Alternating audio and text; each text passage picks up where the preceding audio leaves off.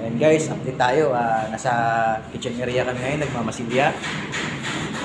Ayan yung kasama kong pintor. Yan, si Totoy. Hindi mo naman, Toy! Hindi ka naman. Palulo yan. Ayan po. Paluloy. Ito po, ayan po yung ano namin, ginagawa namin. Ayan. Ganun din naman yung ginagawa namin, paulit-ulit lang yung masilya, liha, finish. Ito po yung ano, ito yung kwarto. Yung tagapagbanan, tagamatilya pa. Ayan po, ito yung mga kwarto. Ayan, kwarto. Pipinish na po namin to, pero masilya lang po muna lahat ginagawa namin ngayon. Ayan guys, update lang po. Pa-comment na lang yung sa mga ano, mga veteranong pintor, baguhang pintor na lang kasi kami eh.